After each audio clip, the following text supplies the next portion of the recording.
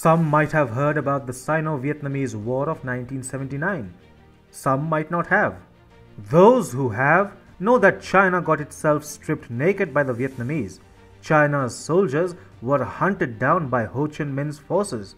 Chinese soldiers were handed over their pants by the Vietnamese. The war against Vietnam was humiliating for China. It scars China even today. It haunts China even today. China has not fought one single war after its defeat against Vietnam in 1979. That's 42 years of not fighting a single war. The mere mention of Vietnam stirs up emotions among China's armed forces which they would like hidden. A force which is addicted to wanking should really be left alone. But China? China is a maniacal country. It is suicidal. It dreams of global domination and its immediate target is the Indo-Pacific. But China's worst fear has come to stare it in the face. Vietnam seems to be rising like a phoenix to spank Xi Jinping. Let's see how. Hi and welcome. This is TFI Global, the foreign affairs and geopolitical analysis arm of the TFI Media Group. I am your host Sanbir Ranhotra, and in this video I will tell you how Vietnam is gearing up to liberate Laos and Cambodia from China's shackles. Let's begin. China is on an expansionist mission. It seeks to physically expand its borders while also engaging in economic coercion of poor and underdeveloped countries. Two nations of Southeast Asia, Laos and Cambodia, figure prominently in China's plans of hegemonizing the Indo-Pacific. According to the Lao Deputy Prime Minister and Minister of Planning and Investment Soneksay Sifandon, China is currently undertaking a total of 813 projects worth over $16 billion in the country. Furthermore, it is also involved in the development of special economic zones and is executing 89 projects worth over $215 million under the umbrella of the same. Needless to say, Laos is gradually finding itself in the clutches of China's debt trap diplomacy. As for Cambodia, China exercises astronomical influence over the country already. China has entrapped Cambodia via economic coercion, just like it has done with several other countries. Cambodia's debts to China account for more than 25% of its GDP. Cambodia's overt dependence on China since the 1960s has harmed the sovereignty of the country. Beijing took advantage of its control over Cambodia during the Vietnam War when it allowed Viet Cong supply lines to run through its Kompong Som port up to the Ho Chi Minh Trail. Southeast Asia must be saved from the claws of China, and Vietnam has decided to not just remain a mute spectator now. Therefore, it is pursuing the enhancement of ties with both Laos and Cambodia.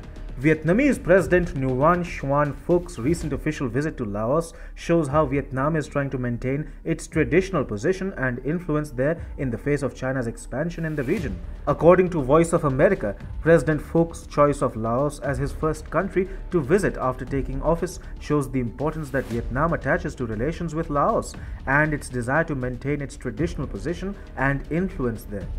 Phoc's visit came 6 weeks after a visit to Vietnam by ruling Lao People's Revolutionary Party General Secretary and President Thong Luon Sisulit. So, it is evident that Vietnam is trying to counter growing Chinese influence in Laos. Vietnam seems to be following a well-crafted strategy to win over Laos and prevent it from falling prey to China's devilish designs. In recent times, China has displaced Vietnam as Laos's biggest investor, and this has forced Hanoi to act immediately. Vietnam realizes that it cannot match the economic might of China.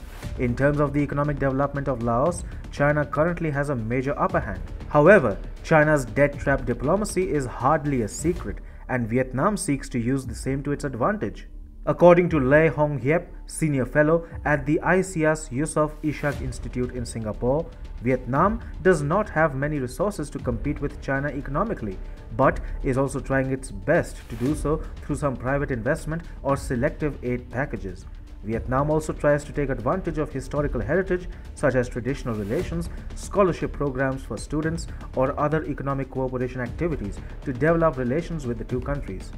As far as Cambodia is concerned, the Phnom Penh Baver Expressway would be the second expressway in Cambodia.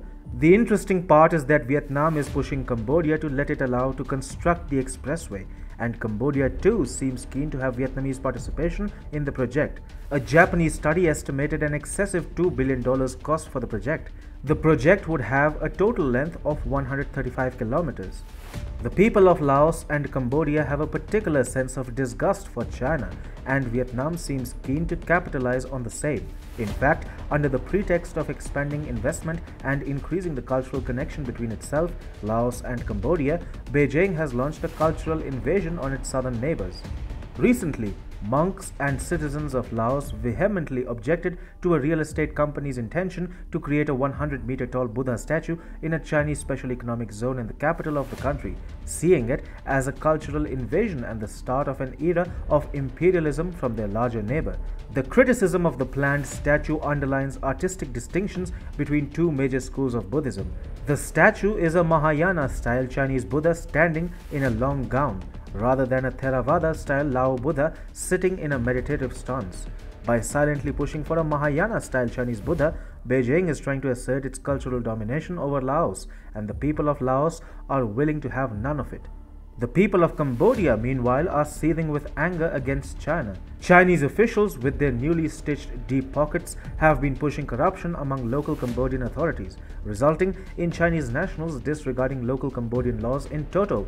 This has fueled incidences of homicides, kidnapping, extortion, and prostitution in Cambodia, all with Chinese players and their money in the background. China's open support for the oppressive and violent Khmer regime of Cambodia in the 1970s only further exacerbates Cambodians' apprehensions against Beijing.